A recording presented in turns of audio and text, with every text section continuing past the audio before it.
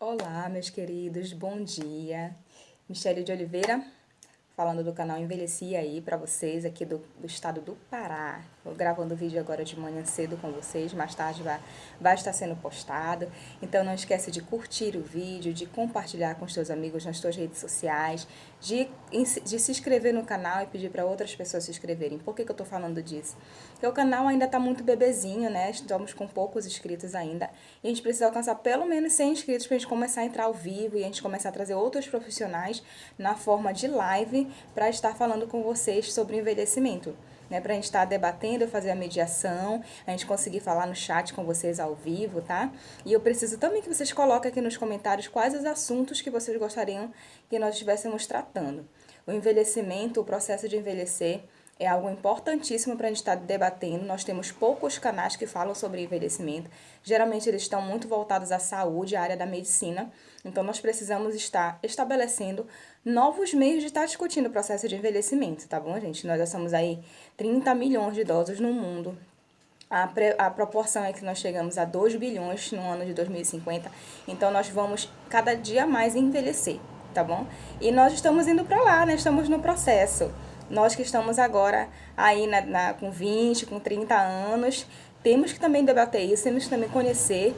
Não é somente os idosos que já estão passando o processo, já estão no processo, mas nós que somos mais jovens também, porque o envelhecer é um processo inerente a todo ser humano, tá? Então, vamos lá. Pois bem, né? Vamos falar hoje sobre dependência e independência na velhice, né? Primeiramente, não é só o idoso que está fadado a passar por situações de dependência e independência. Porém, isso acontece com mais frequência na velhice devido a uma redução uma redução da nossa capacidade cognitiva, da nossa capacidade física mesmo de locomoção. Isso é mais preponderante na fase da velhice, já que nós vamos perdendo essas capacidades ao longo da vida. A gente vai discutir lá na frente como que a gente vai retardar esse processo, como que a gente vai melhorar essa condição, tá? Mas como que são avaliadas, né, os parâmetros de dependência e independência das pessoas, dos indivíduos e dos idosos? Esses padrões, eles são medidos pela capacidade, pela nossa habilidade de desenvolver atividades de vida diária. O que são essas atividades de vida diária? Elas são atividades comuns ao nosso cotidiano. Fazer nossa higiene, tomar banho, ir às compras, né? Realizar as nossas atividades cotidianas que garantem, né, que nós tenhamos uma boa qualidade de vida. Pentear o cabelo, caminhar, andar, se locomover. As atividades normais do cotidiano, elas são medidas por isso, com a capacidade que você tem de realizar essas atividades sem a ajuda de uma terceira pessoa ou mesmo sem a ajuda de um mecanismo de uma ferramenta, né, um instrumento que te ajude com isso, por exemplo, uma muleta, uma cadeira de roda. Isso vai medir os níveis de dependência ou independência. Ao contrário disso, a dependência é o oposto, né? Quando você precisa de pessoas, de terceiros, para realizar essas atividades para você, tá? A dependência nos idosos, elas são causadas principalmente pelas doenças degenerativas.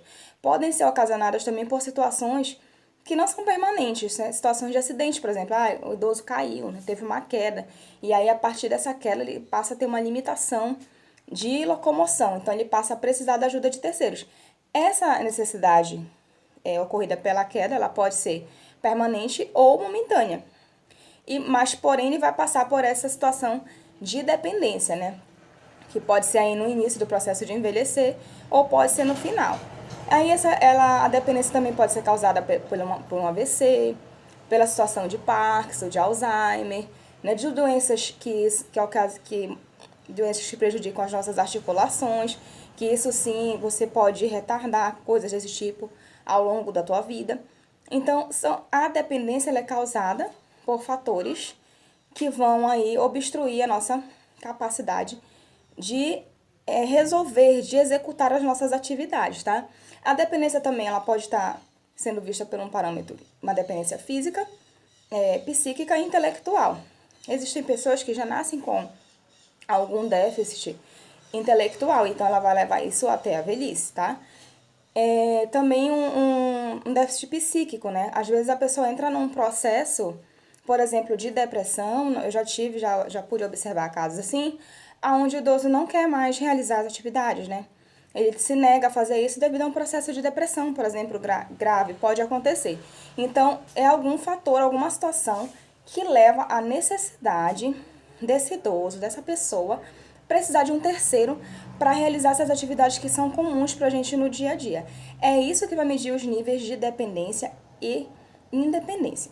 Agora tem um fator muito importante que dá equilíbrio entre essas duas coisas, que é a nossa autonomia. É a autonomia que vai medir o nível de dependência ou independência, né? Tem pessoas que vão ser dependentes 100%, elas têm uma diminuição ou uma redução total da sua capacidade de locomoção, e junto com isso tem também uma redução total da sua capacidade de decisão, da sua capacidade intelectual. Então ela vai ser 100% dependente. São mais difíceis os casos assim, mas existem. Mas para que vocês possam entender melhor esse processo de como a autonomia ela vai gerar esse equilíbrio, né, vai dizer quem é mais dependente ou independente, ou para que vocês entendam que a autonomia é diferente de independência, a gente pode lembrar da situação da história de um físico muito renomado, que é o Stephen Hawking. Ele é um físico que criou várias teorias e é bem conhecido porque ele teve um tipo de esclerose que ele carregou desde a juventude até a sua velhice. Porém, o seu cérebro foi super preservado, né? Ele é o autor de muitas teorias, ele nos ajudou na parte da física aqui, né?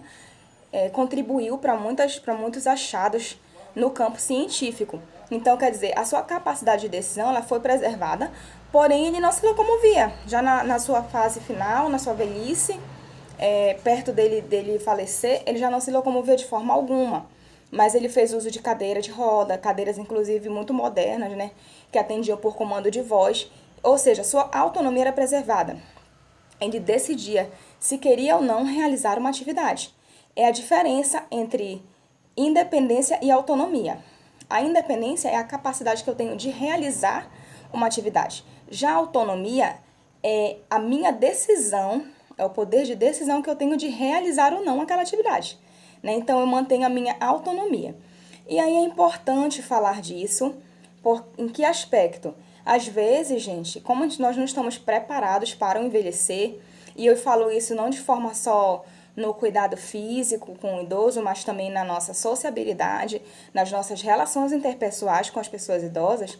Muitas pessoas, eu estou falando isso porque eu já convivo com pessoas idosas diretamente, né, como profissional, há quase 10 anos, então eu vi muito disso. O que acontece? As pessoas dos ambientes, dos meios em que esses idosos estão, elas infantilizam o envelhecimento. Me coloca aqui no comentário para mim se vocês já passaram algum tipo, vocês que já são idosos, já passaram por situações assim, ou mesmo quem não é idoso já viu, ou já se posicionou dessa maneira. A pessoa diz assim, ai, tadinho, ai, o velhinho, né? Ai, nossa, que bonitinho, tudo noinho, né? Infantilizando a pessoa idosa. Quando nós passamos a tratar o cuidado da pessoa idosa, quando o idoso necessita de algum tipo de cuidado de terceiros, isso ocorre com mais frequências. Os cuidadores, muitas vezes, infantilizam essa pessoa, como se ela não tivesse mais autonomia nenhuma. E isso não é 100% verdade. Essa autonomia ela deve ser medida e respeitada. Como eu falei para vocês, casos muito raros vai acontecer da pessoa ter perda total da sua autonomia e perda total da sua independência. É muito raro. Geralmente as pessoas passam por um processo que elas precisam da ajuda de terceiros, sim, mas elas têm algum tipo de autonomia. Até mesmo os idosos que têm Alzheimer. Alzheimer é uma doença degenerativa, ou seja, ele vai perder a memória aos poucos, mas ele deve ser respeitado na sua autonomia, deve ser respeitado nas suas memórias, nas suas vontades, sempre que possível, dentro do limite onde se preserva a segurança e a qualidade de vida desse idoso. Então, a discussão aqui hoje, a importância disso, é a gente entender que mesmo dentro dos processos de dependência grave, no nível alto, você deve avaliar o nível de autonomia que esse idoso tem e respeitar essa autonomia, tá? E aí eu preciso falar, por exemplo, o cuidador, né, do idoso, seja ele um familiar ou um cuidador profissional, né?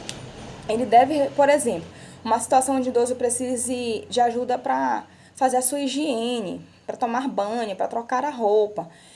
Nós já tivemos que auxiliar muitos profissionais e está ensinando que ele precisa, por exemplo, fechar as portas do compartimento onde aquele idoso está, para que seja mantido e respeitada a sua integridade, porque ele não é uma criança, e mesmo uma criança precisa ser mantida a sua integridade, né, para que outras pessoas não olhem o corpo nu daquela pessoa que está precisando de cuidados. Já passei por uma situação onde a gente encontrou uma idosa tomando sol na frente da casa, totalmente despida. Quando foi questionada sua cuidadora, que no caso era uma filha, por que ela estava despida na frente da casa para pegar sol, ela usou as palavras no diminutivo, né, e disse, não, ela é minha mãezinha, ela já está bem velhinha, ela já não compreende mais as coisas, ela não lembra mais da gente, então a gente coloca ela para pegar sol assim no corpo inteiro, como nós fazemos com as crianças. E aí foi explicar, é para isso que serve esse canal, para orientar tanto profissionais quanto pessoas que passam pelo processo de envelhecimento. Não é culpa daquela pessoa, é que ela não foi ensinada. Nós até pouco tempo não nos preparávamos para o processo de envelhecer, nem para o nosso envelhecimento e nem para cuidar de outra pessoa idosa. Então são situações assim que são, né, que é onde é necessário você entender o que é ser dependente, o que é ser independente e o que é ter autonomia entre esses dois parâmetros, para que você possa cuidar melhor, para que você possa respeitar melhor os idosos que estão no seu convívio social e passar dessa maneira a nós nos relacionarmos melhor e promover a qualidade de vida dessas pessoas e a nossa também, que é o nosso futuro, tá? Então, para manter, mais uma vez, a gente precisa falar que a gente precisa bater na tecla de que a gente precisa manter uma prevenção, né? Atitudes de prevenção, para que a gente tenha, assim, ao longo dos anos, chegar aí a 70, 80, 90 anos, com níveis de independência altos, com níveis de autonomia altos.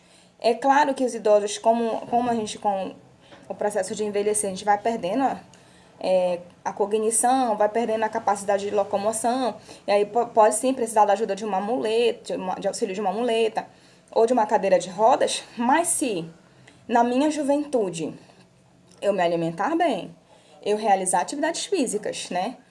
Eu consultar periodicamente o meu médico, fazer reposição de nutrientes. A exemplo, cálcio, que a gente precisa, ele só é reposto no nosso organismo com 30 anos, praticamente, com quase 30 anos, né? Isso são falas de médico. Quando a gente conseguir entrar no ao vivo, eu vou conseguir trazer aqui médicos, geriatras, psicólogos junto comigo para a gente estar discutindo isso com mais afinco, tá? Mas a reposição de cálcio, ela demora mais de 20 anos para a gente conseguir repor o cálcio necessário. Então, o correto seria a gente repor o cálcio a partir dos 25 anos, que era para a gente já chegar nos 50 com cálcio ok. Então, nós teríamos menos riscos de fratura, por exemplo. Se um jovem de 30 anos cai, não necessariamente ele vai ter um nível de possibilidade de quebrar um fêmur, por exemplo. Mas se for um idoso de 60 a 70 anos, o risco é muito maior. Então, você vai ter que, além de você manter uma alimentação adequada, fazer atividades físicas, você vai ter que tomar mais cuidado com você, sim. É a questão do autocuidado, que, inclusive, provavelmente é o tema da nosso próximo encontro na próxima quinta-feira, tá bom? Então, se vocês gostaram, curte o vídeo, inscreva-se no canal e compartilha, tá bom, meu bem? Bom dia para todos vocês. Tchau, tchau, até logo.